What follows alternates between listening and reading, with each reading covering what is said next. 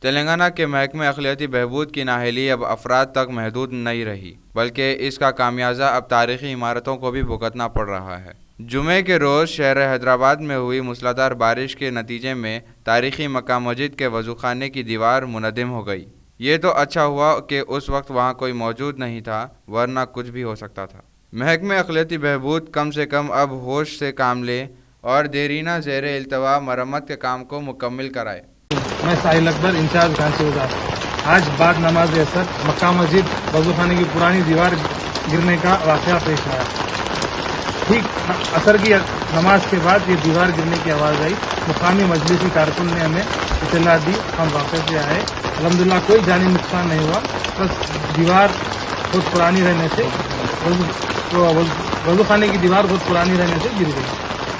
پہلے بھی آپ کمپلینٹ کرے تھے؟ ہاں، اس کا کمپلینٹ ہم پہلے گئے تھے، گزشتہ سال بھی کرے تھے، لیکن کچھ نظر انداز ہو گئے۔ کمپلینٹ دیکھیں نظر انداز کر دیتے، خود ہی ڈل گئی دیوار۔